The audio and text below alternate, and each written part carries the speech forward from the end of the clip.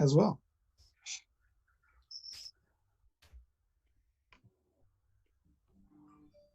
All right, it looks like we're live. So,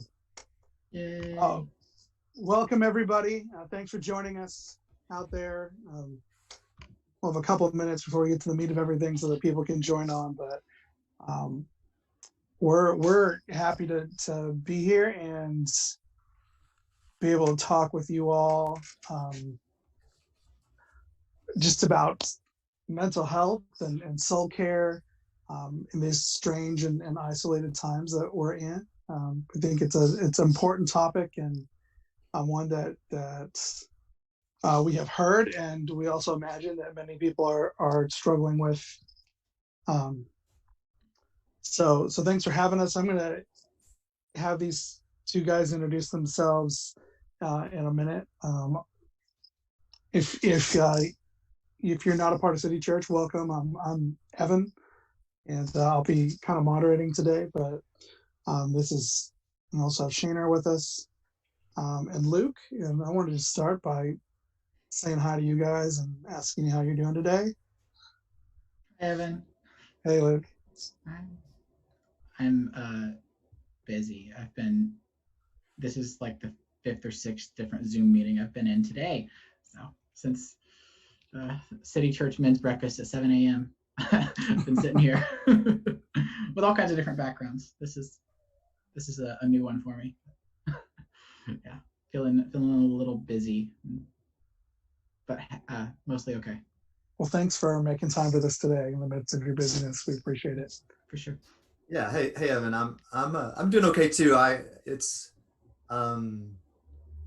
be honest, this triggers some of my own anxieties, and so stepping into a space where I think there's a lot of vulnerabilities, Mm-hmm.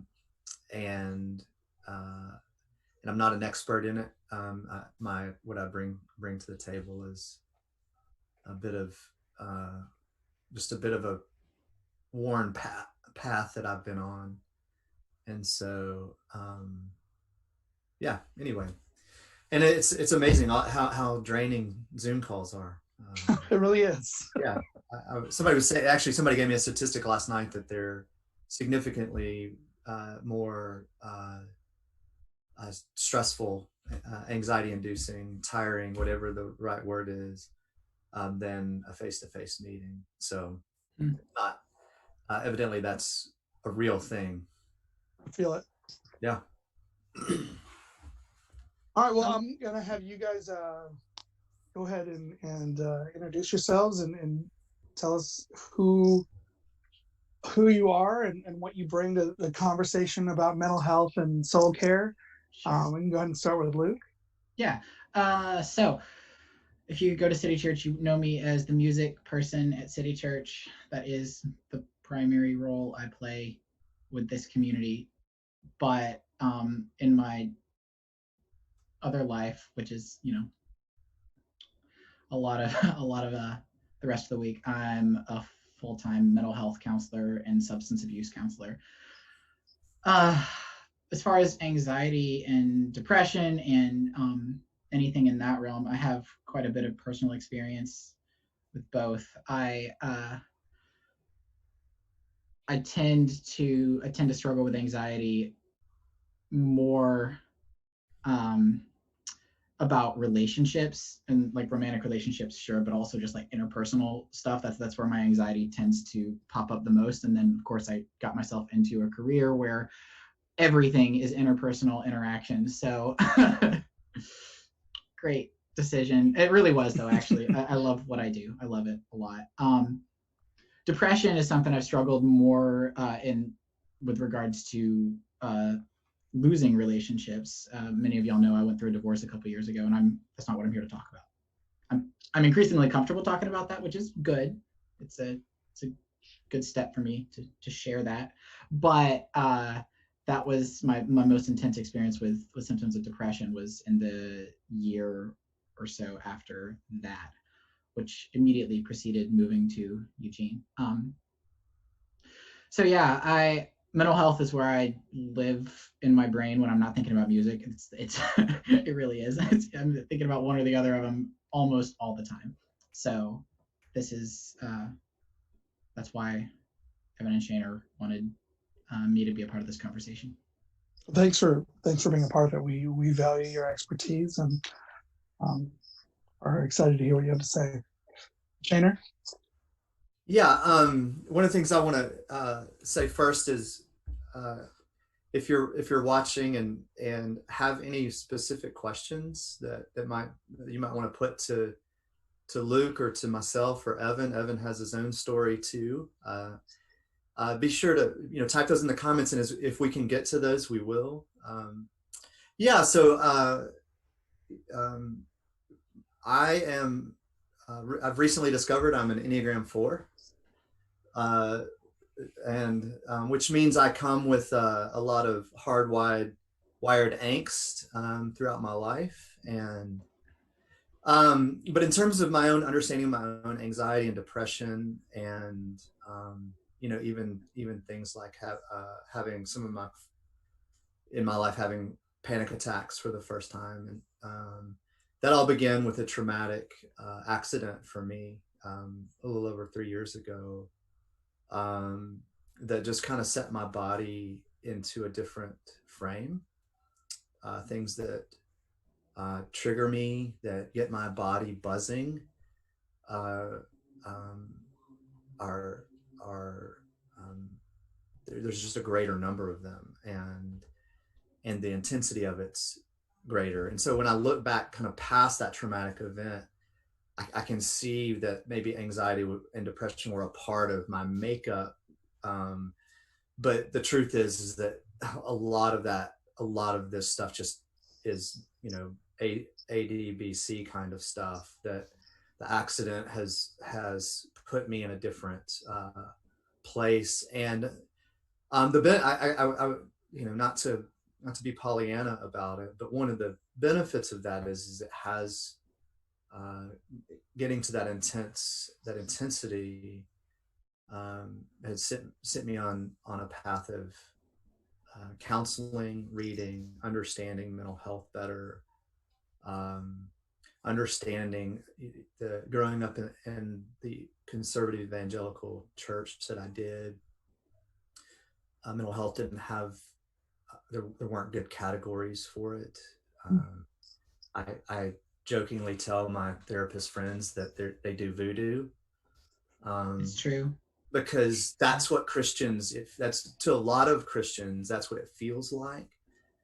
It feels like tinkering around in something that is, that really isn't the body, and it's the body and the brain. So that just set me on a path of, learning and understanding myself, but also learning and understanding better as a pastor how to make room for mental health categories in my own ministry. So Thanks. Yeah, we appreciate what you bring to this conversation. I suppose I should introduce myself a little bit in these terms as well. I wouldn't see myself as an expert in any way. One of the reasons that I'm moderating instead of offering up my own expertise, but I also have a history with anxiety. Like I'm highly ADHD and I've grown up with that, but also looking back, realized that there was a lot of anxiety that was undiagnosed in there. And recently in my life, have been kind of confronting that more. That's a big part of kind of my story over the last 2 or 3 years. I also have a 9-year-old son who struggles with a pretty serious anxiety disorder. So I'm learning what it looks like in children, and how to care for people whose the symptoms of their anxiety are high enough that it's debilitating at times. So it's been a real important part of my life over the last few years, has been understanding what anxiety looks like, and how to engage with that in good and healthy ways. So I'm excited about this conversation. for my own benefit as well. So I appreciate it. So that's good. I wanted to start, Shana, you alluded to this in your introduction, that there's this mental health thing is sometimes kind of voodoo, and there aren't always good categories for it, kind of where we're coming from in the church. I find that to be true as well. That a lot of my experience growing up has maybe minimalized some of the realness of things like anxiety and depression. And so I kind of want to start it just by kind of addressing that question to folks out there, or maybe it's not a question, maybe it's something that keeps us. I know for me, it's kept me from kind of being forward and vulnerable with my mental health, thinking that people around me might not understand that. So I thought we have it's a great opportunity to have a pastor and a therapist here who can speak to that. So I thought I'd start with Luke. What can you tell us about mental health, anxiety, depression, and just kind of the reality of that and the commonality of that out there? Sure. So, yeah, anxiety is a term that we use to mean a few different things. On the one hand, it's like a clinical term that describes a set of disorders, generalized anxiety disorder, social anxiety, and panic disorder, a long list of like specific phobias, all fall into the category of anxiety disorders. But we also use it to describe a symptom. And when we use it to describe a symptom, this is maybe the best possible time in world history to use this example. But when you have a cough, it could mean that you have the flu. It could mean that you have allergies. It could mean that you have a cold. Hopefully it doesn't mean you have COVID-19, but it could be an indicator of all kinds of different things. Anxiety as a symptom is very similar in the sense that it could mean you have an anxiety disorder. It could mean you have a more severe mental disorder like schizophrenia or bipolar disorder. It could mean you have a test tomorrow and you're anxious about it. It could mean that you drank too much last night and your body is just recovering and needs to expend energy elsewhere other than helping you manage your anxiety, or you've been drinking too much for too long and your body doesn't know how to regulate it at all anymore. That list could go on and on and on. So anxiety has been jokingly called the common cold of mental disorders because of that particular factor. It's something that we all experience at various times, and it can mean all kinds of different things. As far as just general mental health stuff, well, I'm sure we'll get into more specific suggestions later. But the research seems to show, and this is hammered into you if you go to grad school to study counseling, if you decide you wanted to do what I do, that will tell you over and over again the most important factor in any therapeutic relationship between a therapist and a client is the relationship between the therapist and the client. It's not whether they're a cognitive behavioral therapist or a psychoanalytic therapist or whatever else, what have you. It is the most important factor is the interpersonal dynamic between them, which speaks to like how important community is to mental health. And so we're living in such a strange time where this awful thing is causing massive amounts of anxiety and depression across the country, around the world. And the one thing that is most crucial for all of us in coping with that has been taken away from us. Oh, man. By the very nature of how we're supposed to respond to it. So that's part of the reason that platforms like Zoom and other video chat apps are exploding right now, because we're like some part of us knows that that's really important, obviously, and so we're seeking out alternative ways of meeting that very basic need. That's my take on it, anyway. So then, I mean, it makes a lot of sense. I think you said this, but I'd love to double down on it. At a time like this where we're experiencing isolation and a change of our normal life and experiences that we haven't encountered before, it's perfectly natural that anxiety is spiking across the Yep, board. absolutely.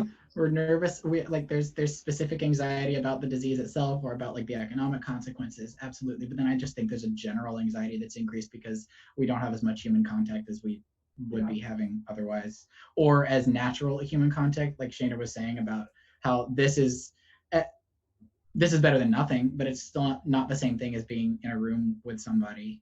So Yeah, and I yeah. think that there's also the added stimulus, right? So where we're getting interactions is a different kind of even stimulus on our body. Mhm. It's more screen. It's it's more of this kind of thing, and I think that at least for me is a contributing factor. It's my Definitely. world is gotten smaller, and the kinds of things that kind of let fresh air in, so to speak, to my brain. I just don't have as many opportunities for that. Yeah, that's a good point.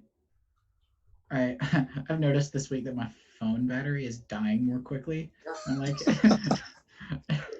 Yep. which definitely means I'm using it more. That's Yeah, what that means. yeah, Yep. yeah. I sit in front of this thing more than I ever sit in front of the computer Yeah. normally. So yeah. Yeah. So Shaner, on the other side of kind of, Luke spoke to the.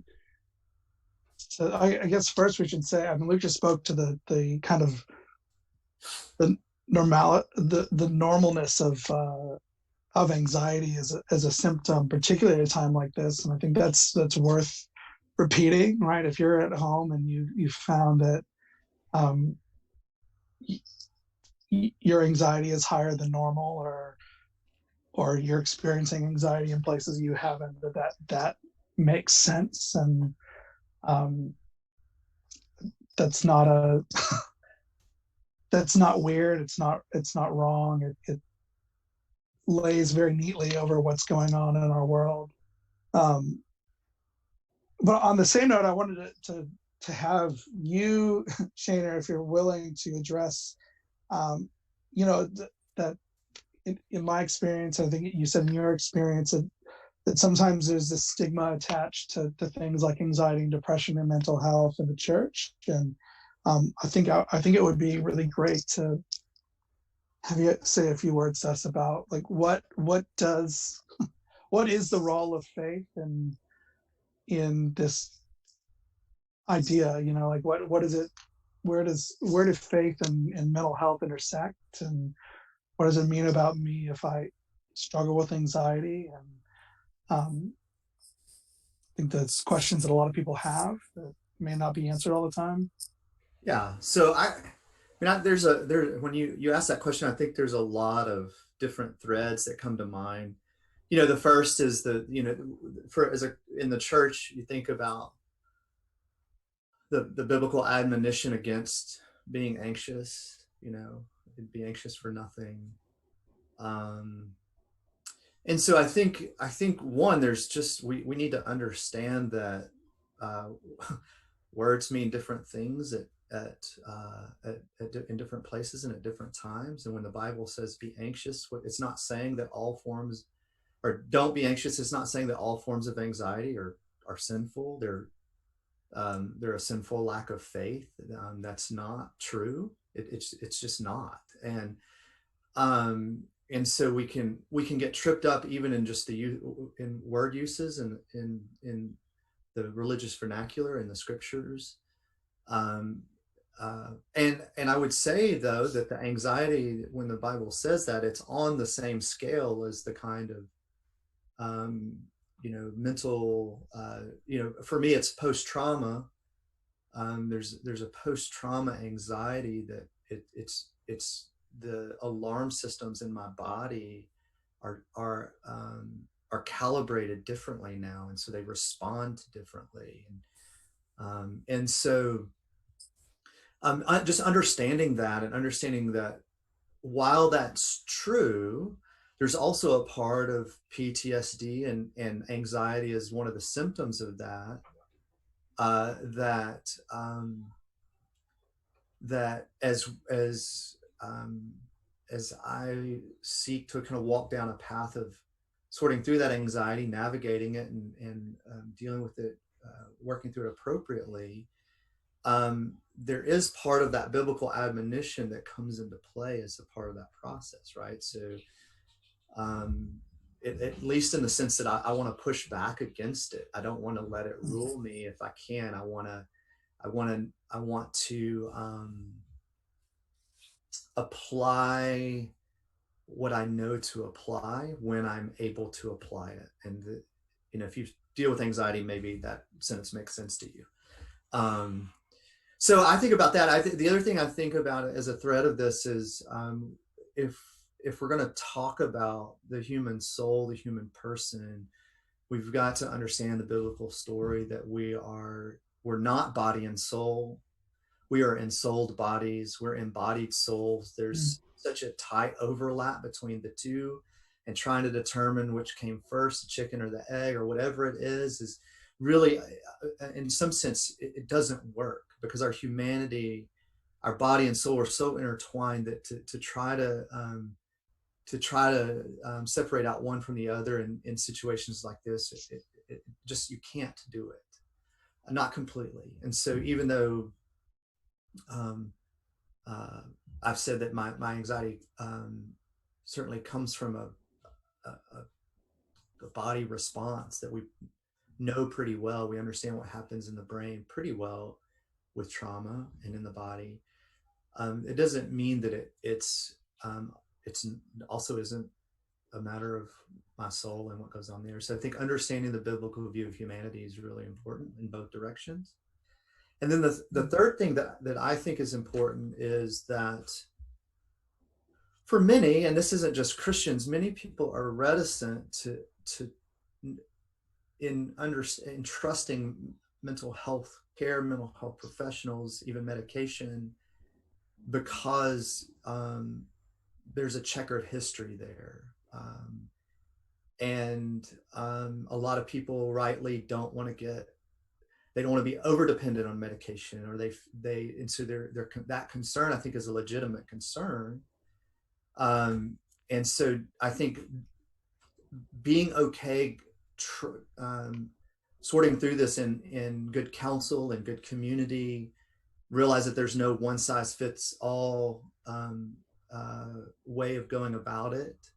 And I think for Christians and pastors, that's especially helpful, because a lot of times pastors, I think, can do harm because they can actually treat these things as one size fits all. If you just believe the gospel, if you're dealing with anxiety, if you've understood the idol that was under that anxiety, like your fear of man, your desire for approval, and if you just repented of that idol and killed that idol, then your anxiety would go away.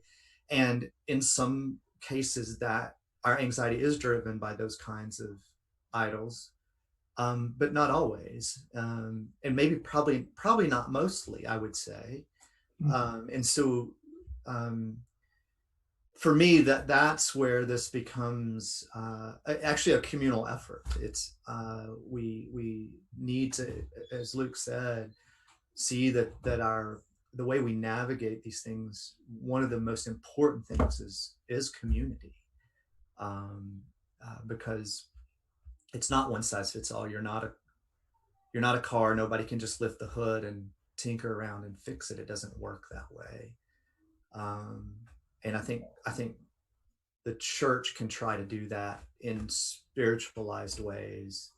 And I think the medical field can try to do that through pharmacology sometimes, or through certain other methods. And I think that's one of the places we get into the I guess the riskier responses.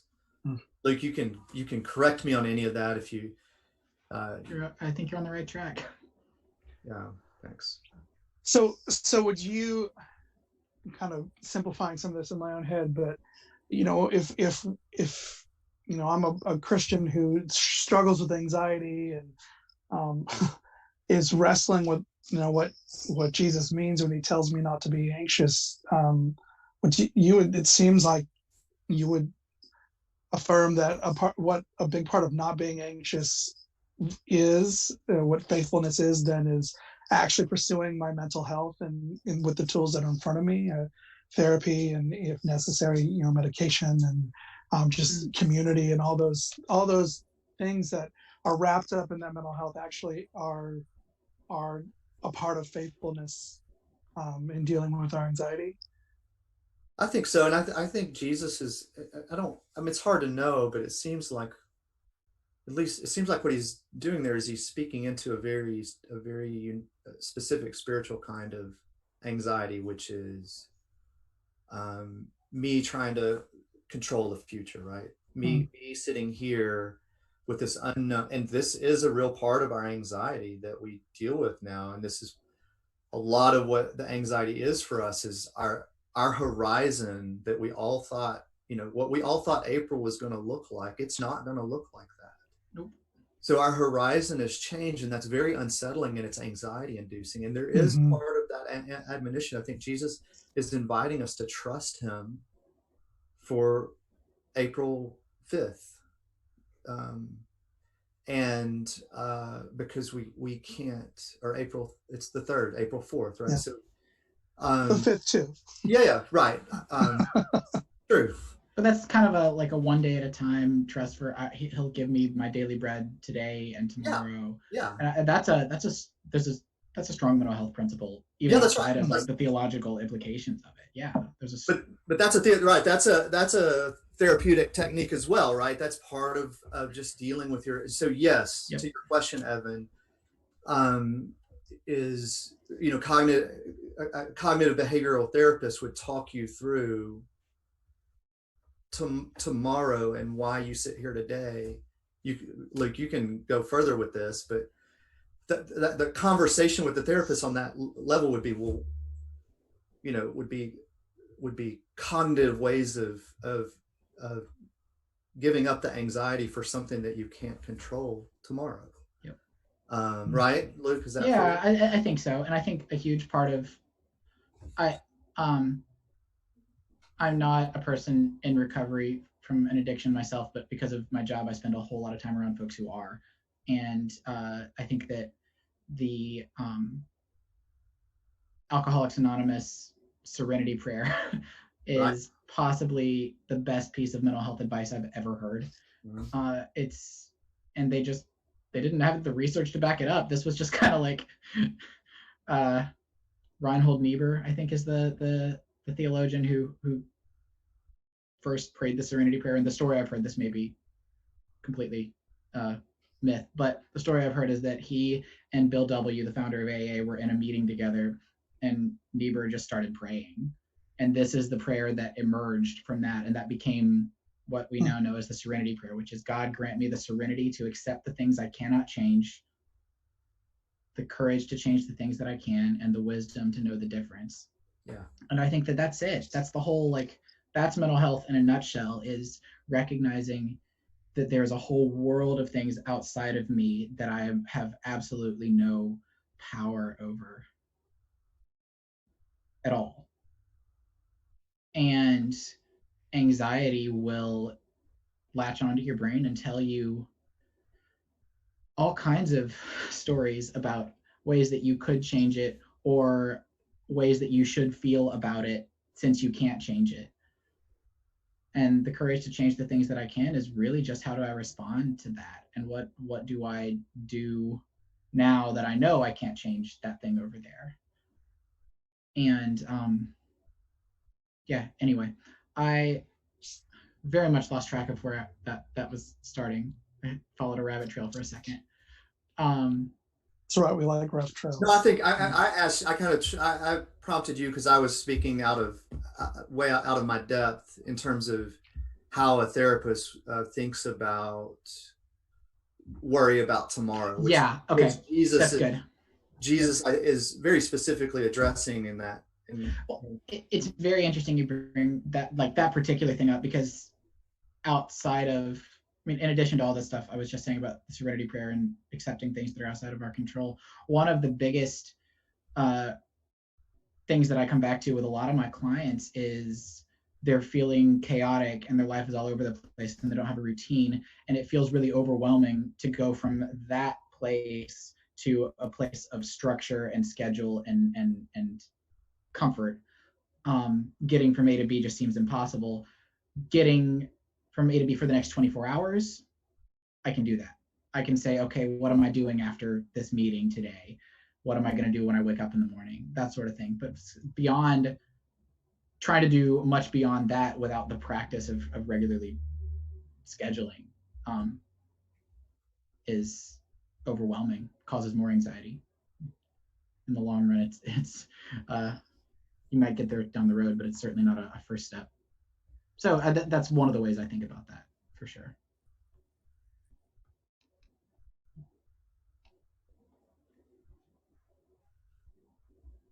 So moving us forwards a little bit, and this kind of comes from my own experience learning about my anxiety. Definitely my experience learning about my son's anxiety is that, like, anxiety, both as a symptom and as a disorder, go beyond just worry, right? Like there's all these other things that are caught up in it. You know, we didn't realize that my son was struggling with anxiety disorder. We thought it was something else, and it turns out that the stress of the anxiety in his life was manifesting in all these ways. So, what as from a professional perspective, what is there, or what does anxiety look like? You know, if I'm struggling and or a family member is struggling, and particularly at a time like this where we know all of our stressors have just increased 1,000 times over, like what things might I see in my life that or you know, my life, in my demeanor and in how I'm feeling, that might be anxiety, or if you want to go into this, depression, because I imagine there's a lot of people out there right now who are feeling out of sorts but don't know what that is and don't know what it looks like, and maybe even frustrated by their own responses to things. Could you speak to that a little bit? Yes, there's all kinds of like warning signs or things that you can look for. There are physical things like shortness of breath. If you just notice yourself breathing more quickly and more shallowly than maybe you would on a normal basis, that can absolutely be a sign of anxiety. If your heart rate increases, that sort of thing. If you find yourself having a hard time focusing on whatever's in front of you, and mind is preoccupied by something or someone else that's not what you're actually dealing with in the moment. And this isn't, I'm not talking about like daydreaming necessarily, or anything along those lines. I'm really talking about like finding yourself preoccupied and coming back to a particular worried thought. Agitation and anger tend to be associated with increased anxiety too, for a couple of reasons. One is that the biological response in your body is the same. They're the two sides of fight or flight, and fight is anger, flight is anxiety. That's what they are. So if your body is responding with one of them, it doesn't take very much for your body or your brain and your body to respond with the other. Another reason that we tend to be like sometimes more short or agitated with the people around us when we're anxious is because we just don't have the emotional energy to we don't have the emotional energy left to cope with other people. And that's one of the general principles of mental health, that this is entirely anecdotal, based on my clinical experience, not research based necessarily, but that mental disorders tend to make you do things that will allow the disorder to thrive. So Mm. if, as I said a little while ago, one of the most healthy things that we can do for each other is connect with each other, but anxiety makes us more agitated, what does that do to our connections? It weakens them, because people don't like when you lash out at them, and then they lash out back. The connection is weakened, the anxiety increases. Yeah. I Talk was just about thinking about depression too, because depression kind of buries you, throws up Yes. so many hurdles to go to getting outside of yourself into relationships. That Yep. so that's an interesting point. Yeah, and I mean with depression, yeah, absolutely, it's like kills your motivation to leave the house, which Right. maybe that's a bad example right now. Kills your motivation to do things that you might normally be interested in, shared hobbies with other people, and it kills your motivation to talk to other people. It just like it's a self-sustaining thing. Once you're not doing the things that it doesn't want you to do, then it can really take hold. Mm. Alcoholism and addiction works the same way. I binge drink, so then I maybe feel ashamed about that, so I hide, so I binge drink some more. Right? Yeah. It's the exact same thing.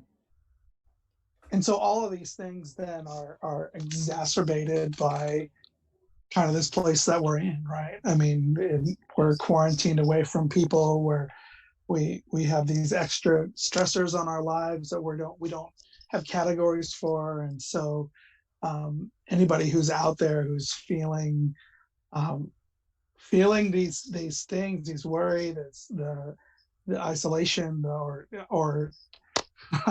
irritability, I say, as I hear my children in the other room starting to fight with each other. Yeah. that really is kind of a natural response to what we're facing, and is something that, if we understand under those categories of mental health, of anxiety, of depression, or at least of those symptoms, that might lead us to avenues for dealing with those in healthier ways. Yeah, and I want to say to that, I want to say that again, I can only speak for sort of the Christian world that I inhabit and have grown up through. So I don't want to try to subsume all into this, but in my experience, we, I think, given that that's true. So yes, Evan, because of our circumstance, those things are true. And I think one of the things that perpetuates the anxiety, the depression,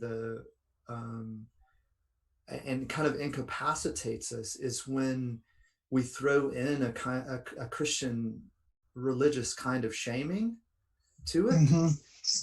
And what I'm thinking of is the kind of shaming that if the voice you hear, or the voices you hear internally, or that are speaking to you from outside of you, are telling you that this is because you want to control your life and you want to,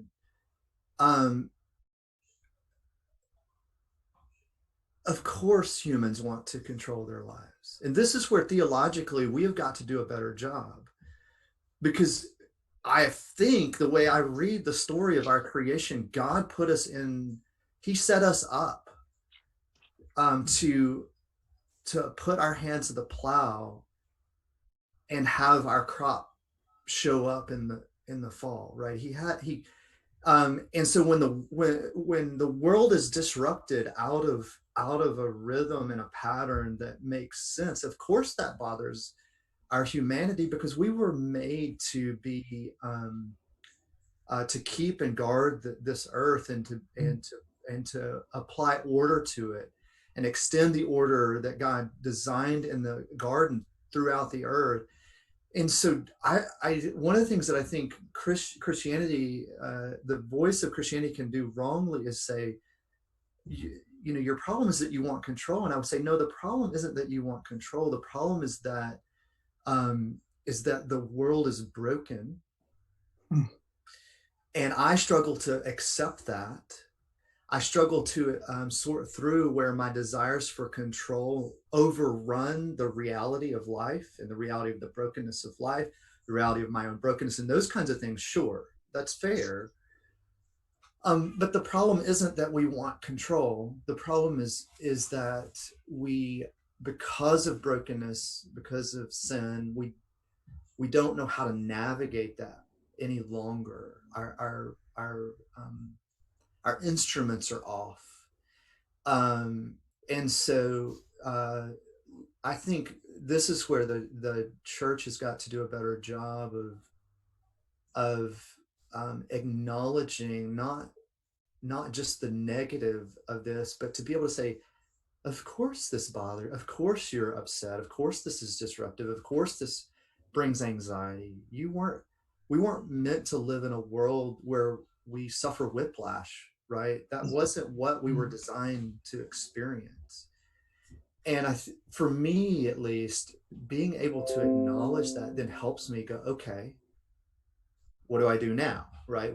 How do I, it gives me a starting point rather than beat myself into submission kind of method that says you're anxious, you're not supposed to be anxious. You're anxious because you want to be in control, and God's in control, so stop it, you know. And nobody says that literally, but it sits below the surface of a lot of our expectations and our lack of our lack of robust, using a theological word, a robust anthropology, an understanding of the human person, and how mental health is, and even things like the you know, like you talked about addiction, and this isn't in praise of addiction for sure, but I do think we also need to learn to praise and acknowledge the beauty of human resilience, and we typically look for things to cope, and that's not simply wrong, simply sin, simply what. It's not just categorically that's bad. It's part of how our human resilience is at work, and it's certainly misdirected. It's not healthy. There's a lot of unhealthy ways to cope. But so I when I hear how we begin to deal with this, one is acknowledging, yes, it makes sense that you're anxious. And to go, okay, that's okay. Our world has been disrupted, and there's a lot of reasons to have concerns, and there's grief. We're watching people die out of turn, so to speak, and and we don't have to just shove that aside and pretend that's not real. Anyway, I think we've got to. I guess all that to say is I want people to hear it's really okay that you're sad or anxious or upset, that the world you had planned is gone for the time being, and that's a real grief. So yeah, that's crucial. We can't. If I started a counseling session without validating the thing that the person in front of me is expressing or the feeling that they're experiencing, like the rest of nothing else we do will matter. There's if you go back to what I said about the importance of the therapeutic relationship, you build the relationship through empathy, and you build empathy through naming the thing that the other person is experiencing and validating it. mm-hmm. I also think that it occurred to me, Shane, as you were talking, that the idea that we don't need to talk about these things, or that it's inappropriate to talk about them in the church. I think it comes from a place of just not being aware whoever's saying these things is not aware of their own internal experience just at all. For sure. It's and maybe if they are aware to a certain extent, they're afraid that looking at it will be like opening a Pandora's box, and then who knows what the consequences of that will be. And I think you can correct me on this, Luke, if this is the wrong way to invite people into that process, but I think it kind of is. And I think, but I would say our true humanity is found in our true health as humans is found in understanding ourselves. And the more able we are able to understand who we are, I think the more whole we are as people, and that includes the things that we don't want to face. But facing those is where our wholeness really comes. Yeah, I think that's absolutely right. I think that's if we believe that, not to be too Christian about it, but if we believe that Jesus enters into our brokenness and seeks to redeem it, how is it possible for us to say that and then simultaneously not acknowledge that there's brokenness there to begin with? Right. Like I just don't know how you can do both of those things. Yeah, for sure. So, Luke, I know that you've got other things coming up, and we've kept you for a little while. Right. Thank you. It is. This is good. I'd like to be practical because I know people are sitting at home and under quarantine, and their anxiety is spiking, and they're having to interact with their family in that reality. Like, what should we be doing? What should we be doing? Anxiety management tips. Yeah, like how do we? Right. What do we do, or what is it? What does it look like to seek good mental health at a time like this, where we're not leaving the house? And what would you get creative? Advise us. Get creative. I mean, like, I think I'm gonna go through a list in my head. This is not a prepared list, but just like of anxiety management coping skills in a second. But be prepared to be creative, because if you look at if you go online and find articles that are like 10 best ways to manage anxiety or 10 best ways to do self-care, and go to a dog park. Well, you can't do that anymore. Or, get together with some friends. Well, you can't do that anymore. So there's, but you can take the principle, like the nugget in the suggestion. If you go to the dog park, the suggestion, and you don't have a dog, if you do have a dog, play with your dog. Do that.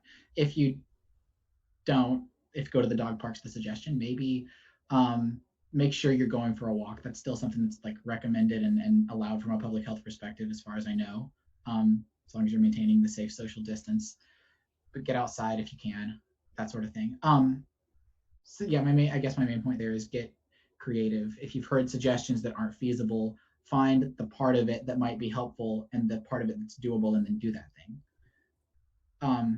As far as practical stuff, there are all kinds of coping skills out there to manage anxiety. So if you experience a really severe anxiety attack and you start feeling overwhelmed, and you're at an 8 or a 9 out of 10 on the emotional spectrum, where 10 is full-blown panic attack and 1 is the opposite of that.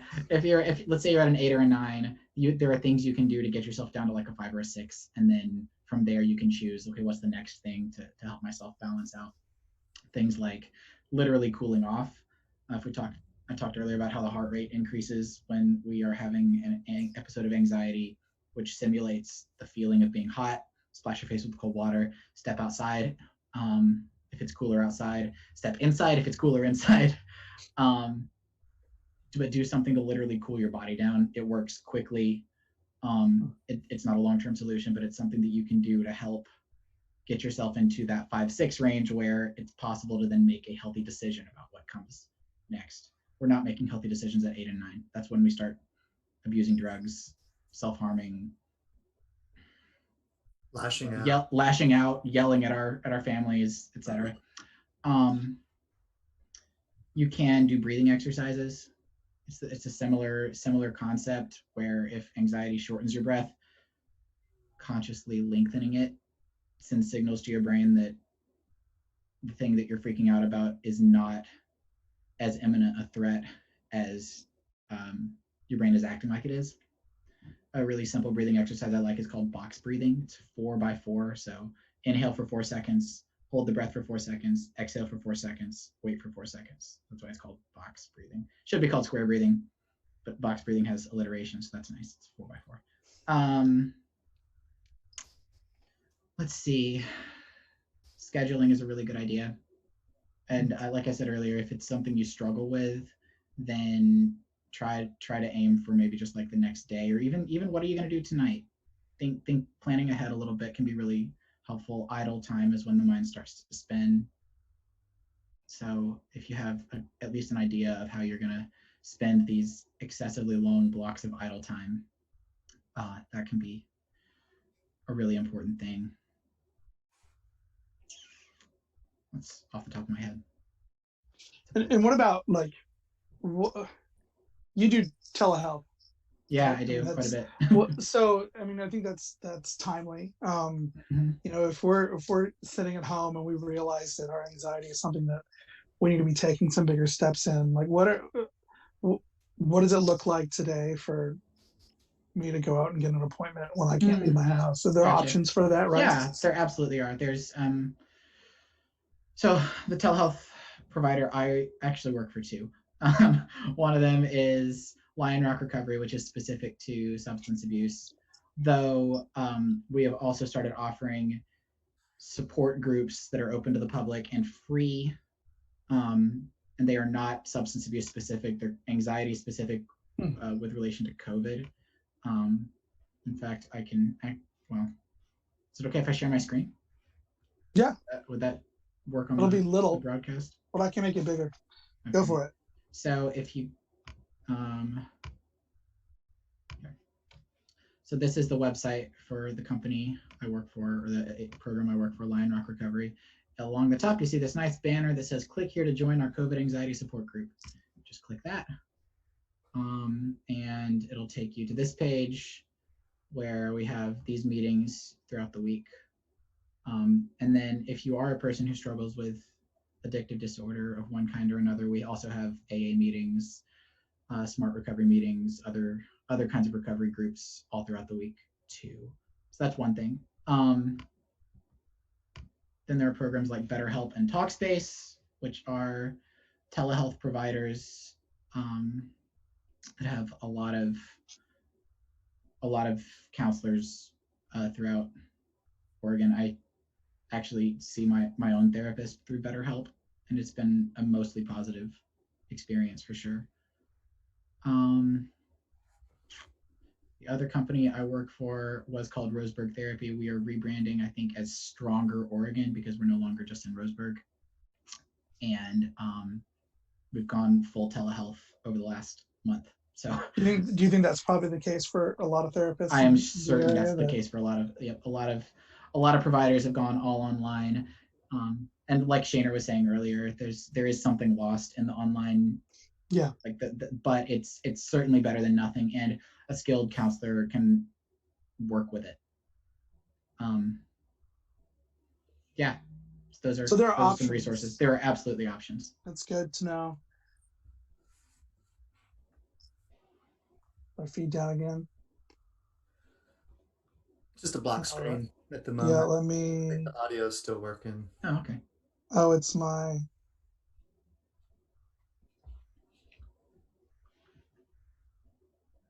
Apologize for the black screen, everybody.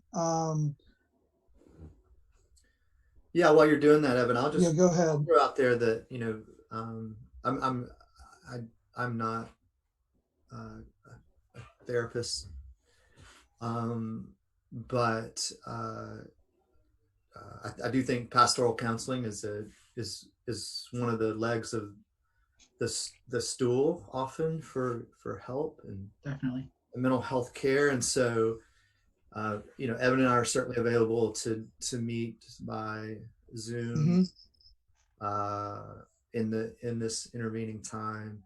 I think one of the things that just my experience allows me to do um, is on some level help help um, congregants sort of navigate uh, where they should be looking for in terms of mental health care.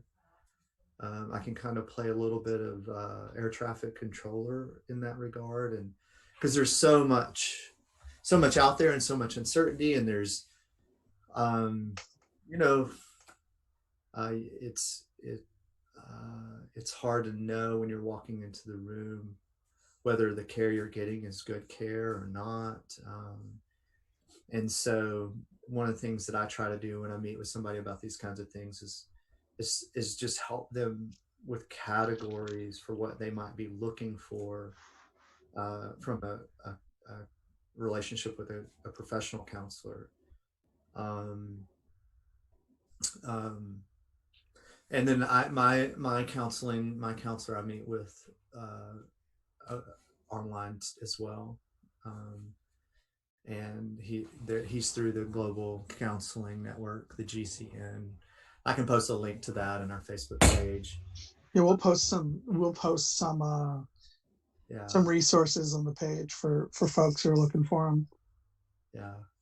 Yeah, and I think there's some benefits to the telehealth. I mean, one of the main ones is especially early, well, for the first 2.5 years after the accident, I was meeting weekly, and that and was I was acute, and so it traveled with me. If I was somewhere else, I could continue to meet.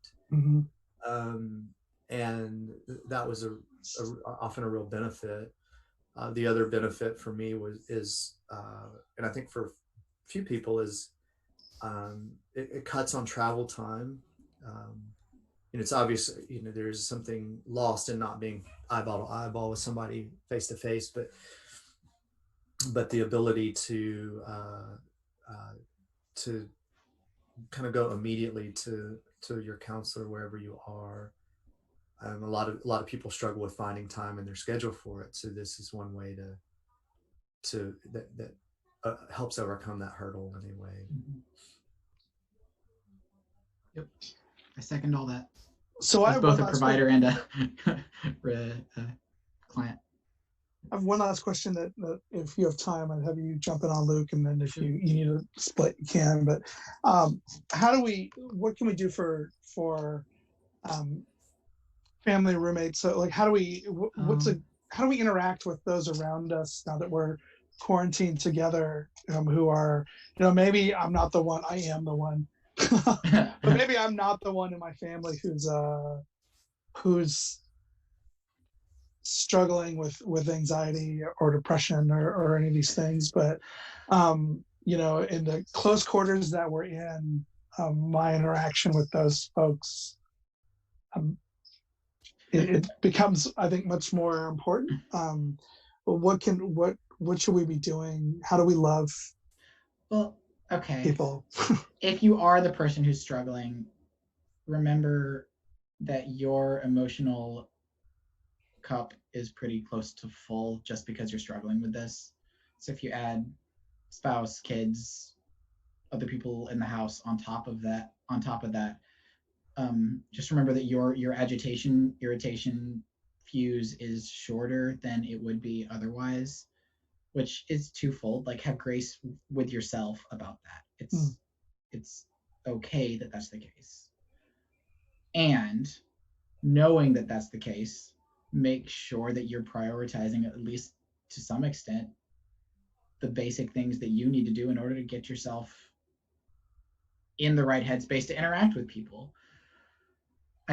Which goes to that list of tips I was suggesting earlier. It goes to having some kind of connection with someone who's outside of the house, whether by phone call or video chat. When you can, check into a support group. For those who are not the ones who are struggling, it can be I think it's also important to recognize when you're interacting with someone who is struggling, and also lead from a place of grace and empathy on that front. Um, it is amazing to me. Like, I think there's a tangible you feeling of decrease in anxiety when you feel heard, and when you feel that somebody has like actually connected with what your internal experience, which is again the whole reason that the relationship between the client and the counselor is so crucial, right? So if you can take that principle and just apply it to your relationships with family members, and I am not I'm a single person, you know what I mean? Like, this is almost all theoretical for me. I have roommates, but it's not quite the same thing. But if you can lead from a place of grace, and take a risk, like your family member is struggling, so name it. You sound like you're struggling right now. It sounds like you're really like um it sounds like you're really like wrapped up in something, or something's really got its teeth in you. I don't know. I think if you can start from that place, which is hard to do, easier said than done. The chance of helping is increased, and the chance of avoiding a negative interaction is also increased. So. Yeah. Thanks. Right. Yeah. Well, we've been on for an hour. Yeah, I think this has been good. I got a couple of things I'd like to just contribute. Yeah. And look, if you need to hop off. Yeah. I think I do. Okay. All right. You should. I'm going to take a 30-minute break before my next one of these at 3:00. Thank you, Luke. We really appreciate you being here. This was awesome. I really appreciate y'all asking me to do it. Thanks for joining us. Sure. See ya. See ya. So, Evan, I was thinking about just some other practical things. This comes out of, my own personal experience, but also my reading. So I encourage people to think about it in kind of some categories. I think we all should have and this is where it becomes a little bit of trial and error. This is why we use the language of self-care. It's learning who you are, and what works for you. And so it can be really, when we start giving practical advice, it can be really risky if people feel like, oh, well, I tried that and it didn't work for me. Mm-hmm. That's very likely, because what works for me may not work for you, or may not work to the same degree. And so the principles are I think what's at least most important. I think in the active pursuit of it is also very important. So I would say all of us should know something of our creative outlets. We all have them. For some of us, they're obvious. It's painting, or we write music, or we write poetry. But we need to know what those are, and we need to find them, and we need to make time. And this is where getting over anxiety and depression tend to shut us down from those things. And this is where the kind of the battle begins, which is, I'm going to do this not because I feel like it, and everything inside of me is hating this at the moment, but I'm going to do it because I know it's good for my well-being. So I think everybody who's listening and who will listen along at some point should look for ways to get the adrenaline and endorphins dumped into their brain. Some sort of physical activity that gets your heart rate up and gets your brain, gets those good chemicals in your brain. We just know this is true. And a lot of what the other thing I was going to say is, a lot of what's going on here in terms of practical tips is about the getting your brain into it, like getting the chemical balance reset in it. Yeah. And so I know for myself that I can go into the gym, uh, um, uh, be having almost a panic attack, shallow breathing, tightness in the chest, don't want to be there. And what I know is if I spend the hour doing the workout, on the other side of it, I will feel better. I won't feel it. I may not feel, it may not be completely gone, but my brain will be in a better space. It's inevitable. And so, under current situations, that may be a long walk. It may be a walk on the treadmill. It may be, it could be yoga. You could pull up YouTube videos and do yoga.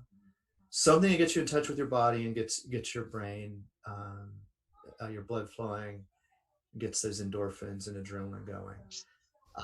The creative thing is, for me, one of the things about the creative thing is it gets you into your right brain. And Yeah. so a lot of these issues are left brain kind of issues.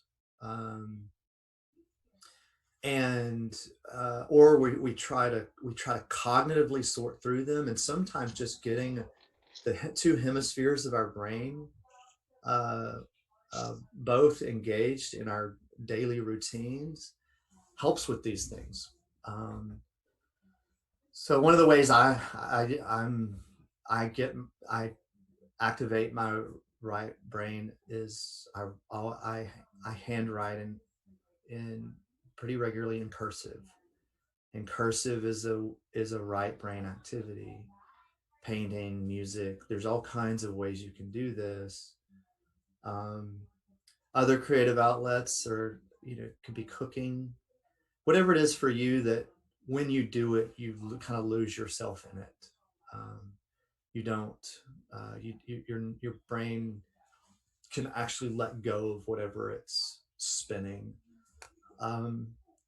So those are so physical activity, creative activity, and communal activity are three big ones. And then the other one I would say, and so in the current situation, we do have to be creative. We have to do Zoom. We have to maybe, for us, one of the things we're going to do, I'm going to move the smoker out to the front deck. So at least when our neighbors walk by, and then when the sun comes out around here, and if we're still in this situation, one of the things we're going to do is just invite our neighbors just to kind of come out onto their part of the sidewalk, so we can see their faces and talk to them across the street and interact with other people. And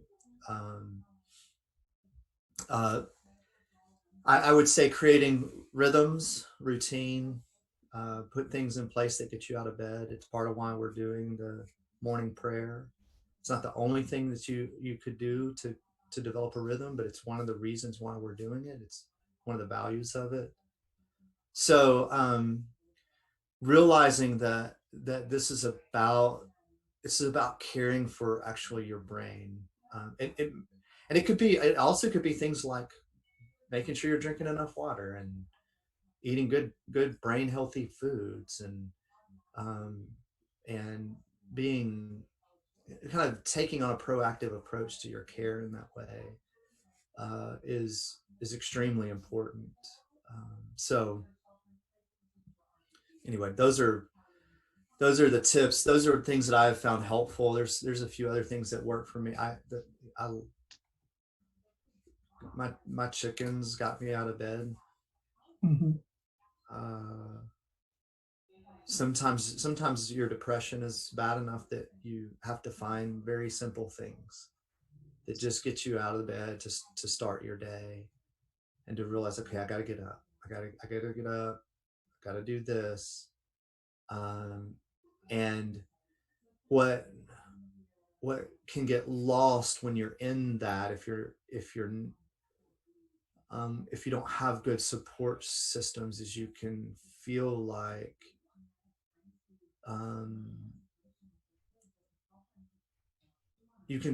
that's going nowhere.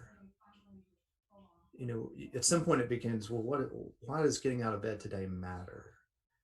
And the truth is when you're like struggling deeply with depression or any of these other things,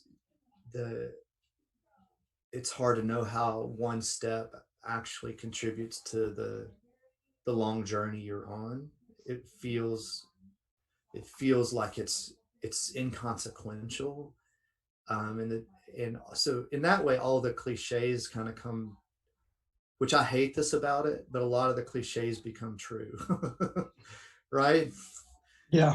When you're like, okay, shit, I'm saying it's not a sprint, it's a marathon, and I'm saying these same kind of cliched things, then you realize how um, it can be frustrating if you're wired like I am, but um, I think in those moments it's hard to realize how one step contributes to a marathon, but it does. So It's one of the places where I think, in that question of how we help uh, those around us, how we love them, and through anxiety and depression, those things is, like, I know with me, with our family, working with our son, like some of it is just encouraging the folks around and that they are moving forwards, right? Like I try and tell my son that, I mean, I see that you're struggling and I'm really proud of you, and it doesn't feel like it right now, but you've come a long way. mm-hmm. You're fighting well. And I think that sometimes what we have to do with one another to love each other through these things is just to be each other's cheerleaders, right? To be aware of what's going on enough to be able to speak into that with affirmation and support. And I think that, I've seen with him, when he is getting that, he starts to believe it. It takes a while sometimes, but he does. And so I think that it's one of the ways that we love each other in this is just recognize the struggle that we're having, right? Recognize that this is a weird place that we're all in right now, and it's not easy. And name some of those ways that your roommates and your family members are actually handling this. And I think that becomes a really good way that we love each other. Yeah. I think yeah. I've told you before that some of the most profound moments with my counselor would be when he'd tell me he was proud of me, and I'd be like, oh, okay, because at times you feel like you're just, it feels like you're on a treadmill, and after a while treadmills they suck, right? At least when you're running outside, the scenery changes, and so being able to encourage people along that path is really important. Thanks for hosting. Yeah, thanks for doing this. Thank you, Luke. I'm sure you're resting and not watching, but we appreciate your time. And everybody out there who watches this later, like this, we want to be here to support you as well. We know that what you're going through, whether you struggle with anxiety or depression normally, or whether it's just the stress of the moment that we're in right now, you feel that, like, we want to be with you in that as much as we can. And we're proud of you for making the adjustments that you're making, and finding ways to live and love and hope and even thrive at times in the midst of all the weirdness of the moment. So thanks for being here with us. If you have any questions or needs, please let us know. We're going to do some more of these things, in the future. Luke's already posted some things on the page, some resources. I'm sure Shayna's going to get some more out there. But stay safe and love each other, and we can't wait to see you all in person. Yeah. Thanks, guys.